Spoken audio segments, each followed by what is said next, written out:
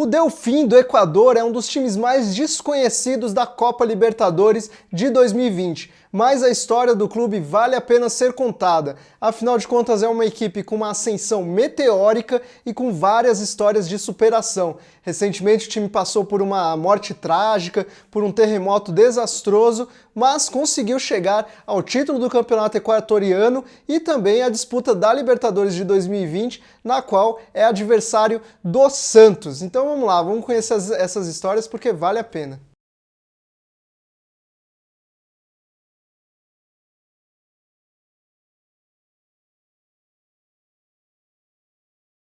O Delfim é um clube bem jovem, ele tem apenas 31 anos de idade e foi fundado na cidade de Manta. E uma curiosidade é que a cidade de Manta é uma cidade portuária, assim como Santos, né? Afinal de contas, uma cidade do litoral que também tem um porto muito importante. E tem outra semelhança com o Santos.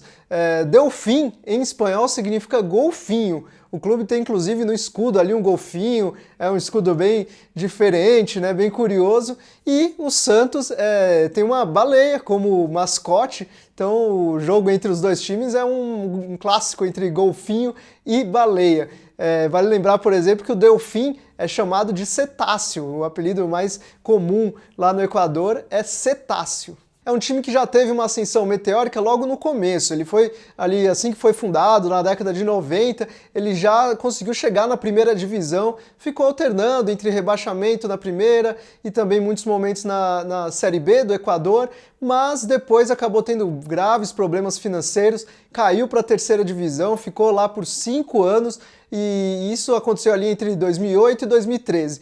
Em 2013 o time conseguiu subir, mas teve uma grande dificuldade na época, que foi a morte do jogador Fred Castilho, que era um jogador importante para a equipe, um líder, e ele faleceu após uma briga de bar, de uma maneira realmente bem triste, e aí o time conseguiu se superar e dedicou o título da terceira divisão ao Fred Castilho.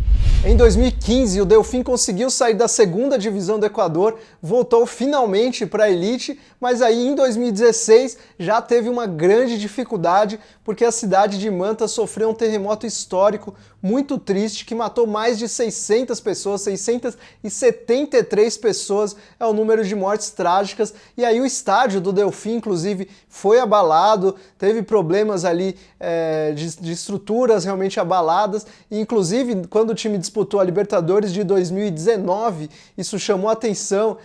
Muita gente comentou nas redes sociais a imagem de parte do estádio do Delfim com uma lona cobrindo ali uma grande parte da arquibancada, né?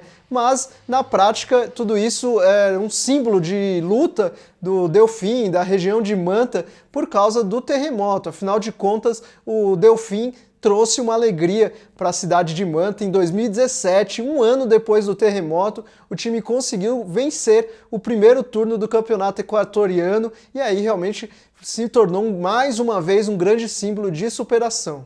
Agora chegou a hora de falar de 2019, o ano que o Delfim realmente se consagrou. Primeiro, o time foi vice-campeão da Copa do Equador e aí foi realmente uma final muito triste para o time, que enfrentou a LDU e perdeu após polêmicas da arbitragem, né? Saiu muito magoado e reclamando da arbitragem naquela partida. Porém, na final do Campeonato Equatoriano, o Delfim enfrentou a LDU novamente, aí numa espécie de revanche, né? E num jogo até mais importante, o Delfim conseguiu a vitória, mas apenas após a disputa de pênaltis. Foi emocionante, aconteceram 2 empates e aí o jogo foi para a disputa de pênaltis e o goleiro Pedro Ortiz conseguiu pegar 3 cobranças, foi o herói do título do Delfim. Com esse título, o Delfim chegou na Copa Libertadores de 2020, mas não é a primeira participação do Delfim na Libertadores. A primeira aconteceu em 2018, o time conseguiu disputar a fase de grupos, até se aproximou de uma classificação,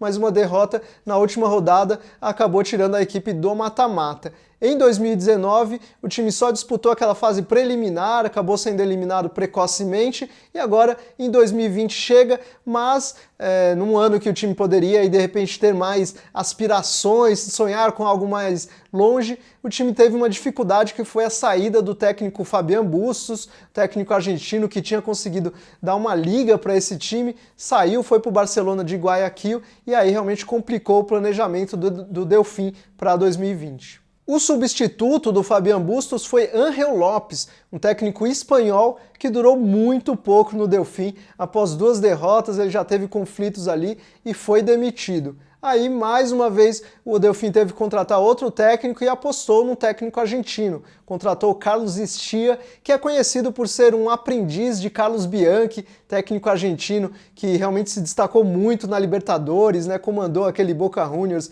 imbatível ali da década de 90, do começo dos anos 2000. O Carlos Ischia era assistente técnico dele, aprendeu muito com ele, e aí depois teve algumas passagens boas por times argentinos e também por times equatorianos, então agora chega para tentar comandar, dar um jeito no Delfim, mas é bem complicado, o time já sofreu na estreia, jogando em casa contra o Olímpia, passou alguns sufocos, só conseguiu arrancar o empate, e agora também perdeu depois para o Santos, na Vila Belmiro, então tá com resultados complicados para o Delfim, bem difícil o time se classificar, afinal de contas Santos e Olímpia são favoritos disparados nessa chave.